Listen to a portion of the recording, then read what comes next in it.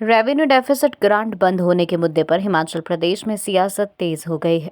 शुक्रवार को राज्य सरकार की ओर से बुलाई गई सर्वदलीय बैठक उस समय विवादों में घिर गई जब बीजेपी विधायक बीच बैठक से ही उठकर बाहर चले गए। इस घटनाक्रम के बाद मुख्यमंत्री सुखविंदर सिंह सुक्खू ने भाजपा पर तीखा हमला बोलते हुए कहा कि पार्टी के लिए प्रदेश का हित नहीं बल्कि कुर्सी हित अधिक महत्वपूर्ण है। बैठक के बाद मीडिया से बातचीत में मुख्यमंत्री ने कहा कि सर्वदलीय बैठक भाजपा के आग्रह पर ही बुलाई गई थी। इतना ही नहीं, भाजपा की मांग पर बैठक का स्थान सचिवालय से बदलकर ऐतिहासिक पीटर हॉफ में किया गया। बावजूद इसके भाजपा विधायक मुख्यमंत्री की पूरी बात सुने बिना ही बैठक से बाहर चले गए। उन्होंने इसे गंभीर और गैर जिम्मेदाराना रवैया बताते हुए कहा कि ऐसे संवेदनशील वित्तीय विषय पर राजनीतिक प्रदर्शन उचित नहीं है। मुख्यमंत्री ने स्पष्ट किया कि केंद्र सरकार द्वारा आरडीजी बंद किए जाने से हिमाचल प्रदेश की आर्थिक स्थिति पर प्रभाव पड़ा है। उन्होंने आरोप लगाया कि प्रदेश भाजपा में इतनी हिम्मत नहीं कि वह आरडीजी बहाल करने की मांग मजबूती से प्रधानमंत्री नरेंद्र मोदी के समक्ष रख सके। उसके अनुसार भाजपा अपने अधिकारों की लड़ाई लड़ने के बजाय राजनीतिक बयानबाजी में लगी हुई है और अब कह रही है कि वह अपनी बात विधानसभा में रखेगी। सुक्खू ने दो टूक कहा कि कांग्रेस सरकार हिमाचल के अधिकारों से पीछे नहीं हटेगी। भाजपा साथ आए या ना आए, राज्य सरकार अपने हक की लड़ाई हर मंच पर लड़ेगी। आरडीजी के मुद्दे पर प्रदेश की राजनीति में टकराव और तेज होने के अनुसार है और आने वाले दिनों में यह मुद्दा विधानसभा से लेकर दिल्ली तक गूंज सकता है। सबसे पहले तो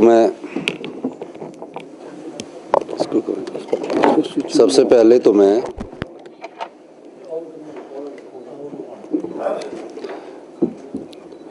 हमारे जो ऑल पार्टी मीटिंग रखी हुई थी उसके लिए हमारे सीपीएम के, आम आदमी पार्टी के, बीएसपी के, सभी कांग्रेस पार्टी के सभी सदस्यों का धन्यवाद करता हूं।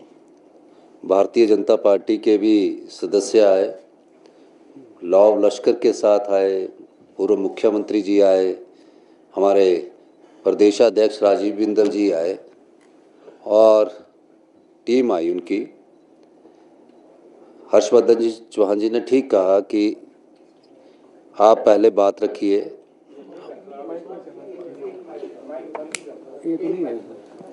वैसे ही आ जाएगी आवाज़ ना, वैसे ही मैं वैसे जोर से बोलने वाला हूँ ना, तो ठीक है। तो जब वो बात रखने की बात आई तो हमने कहा कि सबसे बड़ी opposition party Bharatiya Janata party है, तो शुरुआत भारतीय जनता पार्टी से ही की जाए। लेकिन भारतीय जनता पार्टी के प्रदेश अध्यक्ष और जयराम जी ने कहा कि नहीं, ये पहले और पार्टियों के विचार ले लीजिए। और हर्षवर्धन चौहान जी और हम लोग चाहते थे कि मीडिया भी अंदर रहें, लेकिन जब उन्होंने हमसे अनुरोध किया कि हम मीडिया को अंदर रहने की ज़रूरत नहीं है, तो हमने आपको कहा कि आप थोड़ा बाहर इंतज़ार कीजिए। तो हर्ष जी ने सीपीएम की बात रखी, मैं सीपीएम के राकेश सिंघा जी ने जब अपनी बात रखी तो बिल्कुल पॉजिटिविटी में ये कहा कि ये सवाल सरकार का नहीं है, सरकारें आएगी, सरकारें जाएगी, मुख्यमंत्री आएंगे, मुख्यमंत्री जाएंगे। ये अधिकार की बात है। ये आरडीजी संविधान के अधिकार द्वारा हम लोगों को मिली है। रेवेन्यू रिसीव्ड और रेवेन्यू एक्सपेंडिचर के बीच का जो घाटा होता उसकी पूर्ति के लिए आरडीजी दी जाती है और ये कोई अभी से नहीं मिल रही है, ये 1952 से मिल रही है। तो निश्चित रूप से इसमें भारतीय जनता पार्टी लीड है। और उन्होंने कहा कि हमारी आवाज़ तो सिर्फ जनता की अदालत है, लेकिन आप सबसे बड़ी ओपोजिशन पार्टी है, उस ओपोजिशन पार्टी के होने के नाते आपको लीड लेनी चाहिए। उस बात का सही बात भी उन्होंने कही और जिस अधिकार के रूप में ये आपको चलना है, हम भी आपके साथ चलने को तैयार हैं। आम आदमी पार्टी की बात आई, आम आदमी पार्टी ने भी बड़े ज़ोर से बात रखी कि कोई ये राज्य का अधिकार है, ये ग्रांट नहीं चाहिए, हमें अधिकार है और इस अधिकार को आप कंसीडर नहीं कर सकते दूसरे राज्यों के साथ। तो हमारे जो सेक्रेटरी फाइनेंस थे उन्होंने अपना यहाँ वक्तव्य दिया और मैं ये बताना चाहता हूँ कि जब आम आदमी पार्टी ने ये कहा कि आप सब लोग हम आपके नेतृत्व में मिलकर चलेंगे, सवाल ये नहीं है कि इनके विधायक है नहीं, सवाल ये है कि ये भी लोकतंत्र में जनता की एक आवाज़ है, एक ताकत है। बीएसपी ने अपनी बात रखी कि आप दो मेजर पार्टीज है और पार्टी के साथ आप आगे चलिए। कांग्रेस पार्टी की तरफ से कुलदीप राठौर जी ने अपनी बात रखी। उसके बाद बिंदल जी की बारी आई, प्रदेश अध्यक्ष थे, और बिंदल जी कहने लगे 4 लेन दिया आपको हमने सेंट्रल स्पॉन्सर स्कीम्स दी, आपको हमने PMGSY दिया, इतने हज़ार करोड़ रुपया दिया, इतने हज़ार करोड़ रुपया दिया। हर्षवर्धन जी ने बोला कि आप RDG के मामले में स्थिति स्पष्ट करो, और हर्षवर्धन जी ने तो ये भी बोला कि ये सब चीज़ें तो 15th फाइनेंस कमीशन में भी मिलती रही, 14 फाइनेंस कमीशन में भी 4 लेन मिलते रहे, 15 फाइनेंस कमीशन में भी 4 लेन और सेंट्रल स्पॉन्सर स्कीमों का पैसा आता रहे। आपका RDG के मामले में क्या मानना है? फिर वो जोर से बोलने लगे। हर्ष जी ने कहा कि ये राजनीतिक रूप से ये बोलने की बात नहीं है, आपने वो बाहर बोला, लेकिन RDG के संबंध में आप क्या करना चाहते हैं? तो मैं ये कहना चाहता हूँ कि वो जिन बातों को गिना रहे थे वो रूटीन्स की स्टैंडिंग टॉक्स तो होती ना, जैसे कि PMGSY मिल रहा है, ये मिल रहा है, RDG के मामले में नहीं आ रहे थे। तो उन्होंने बहाना पकड़ा और इस बैठक से उठकर चले गए। तो जयराम विधानसभा में बोलेंगे, तो विधानसभा में बोलेंगे, ठीक है, विधानसभा में बोलो।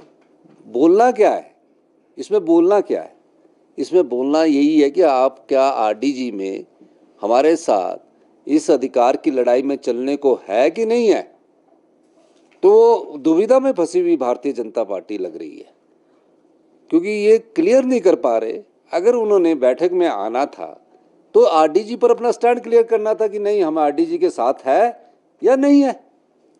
अब इस दुविधा में निकलने के लिए उन्होंने बहाने पकड़ लिए कि CPM हमको बोल रही है कि आप चलो, राठौर साहब को बोल दिया, आम आदमी की पार्टी को बोल दिया, और मैंने कहा कि चलो अब सब लोगों ने बोल दिया, लोकतंत्र में है तो मुझे भी बोलने दो। नहीं, कहते आपके बोलने से पहले ही चले जाना है। तो अब क्या कर सकते हैं? तो हमारे से बोलने से ही पहले चले गए। लेकिन क्या प्रदेश हित बड़ा है कि कुर्सी हित बड़ा है? सवाल ये है। आज प्रदेश हित के मामले हैं, कुर्सी हित नहीं है।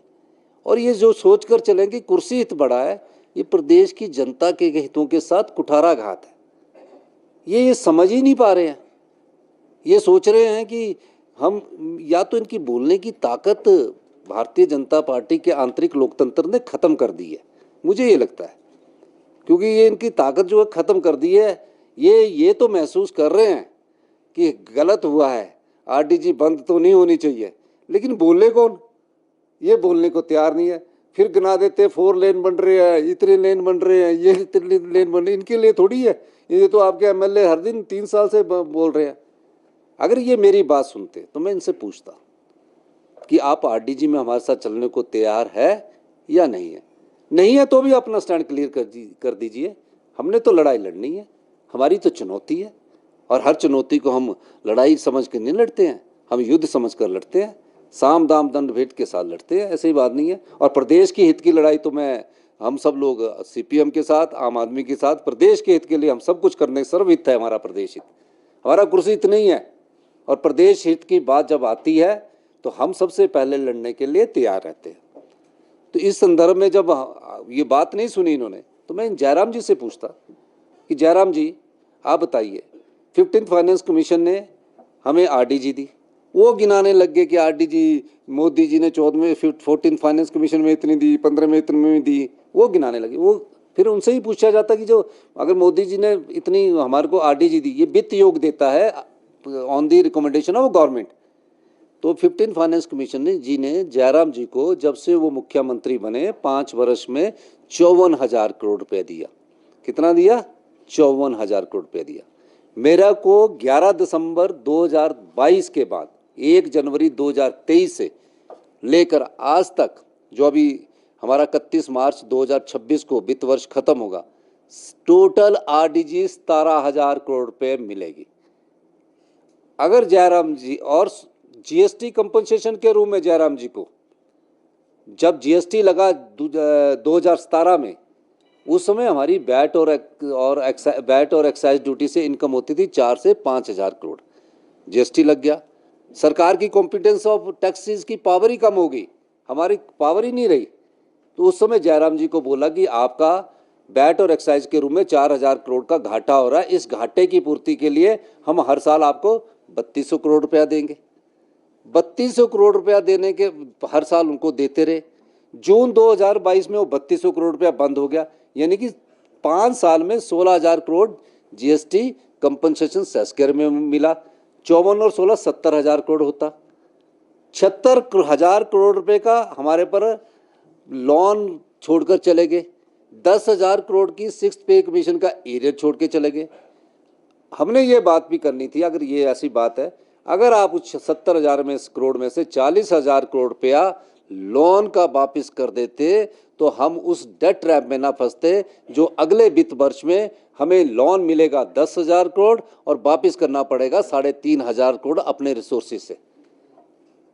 तो वित्तीय कुप्रबंधन किनका है? वित्तीय कुप्रबंधन भारतीय जनता पार्टी का सरकार का रहा। और जिसको 17,000 करोड़ रुपए मिल रहे हैं उससे सवाल पूछ रहे हैं भारतीय जनता पार्टी के एमपी भी, जो बिल्कुल वित्तीय अनुशासन के अनुसार सभी योजनाओं को लागू कर रहा है। 70 साल से ऊपर का एरियर दे दिया गया है। 1/1/16 से लेकर 31/1/22 तक का 31/1/22 तक का हमने 4th क्लास का 70% का एरियर दे दिया है। तो वित्तीय अनुशासन हुआ ना, और कुशल वित्तीय अनुशासन के द्वारा ये सब हुआ। 17,000 करोड़ है। अगर मुझे ही वो 40,000 करोड़ मिल जाता तो प्रदेश के लोन को मैं आज आधा कर देता। लेकिन परिस्थितियां जो भी हो, हमें परिस्थितियों से निपटना भी आता है। और मैं ये कहना चाहता हूँ कि भारतीय जनता पार्टी का इस प्रकार का व्यवहार प्रदेश हित में नहीं है। वो राजनीतिक हित के लिए जो मर्जी बाहर बोले, राजनीतिक रोटियां सेकने के लिए जो मर्जी बाहर बोले, लेकिन हमने इनके कहने से ही ये ऑल पार्टी मीटिंग मिलाई, इन्हीं की कहने से। क्योंकि जब पिछली मीटिंग में इन्होंने कहा और इनके कहने से वेन्यू भी चेंज किया, हमने सेक्रेटरीट में रखी हुई थी। हमने फिर सीपीएम को बोला कि आप पीटर ऑफ आइए, आम आदमी के पार्टी के पास आइए। ये सिर्फ इसलिए आए दिखाने के लिए। अरे ये तो गलत बात है ना, दिखाने के लिए आए, उसके आधे बोलते भी कुछ नहीं है और विरोध करके चले जाते हैं। तो प्रदेश के हित का विरोध जो पार्टी करेगी, क्या आप समझते हैं हिमाचल की जनता नहीं जानती है कि आप मीटिंग में आए और अपनी विरोध करने के बाद यहाँ से उठकर चले गए?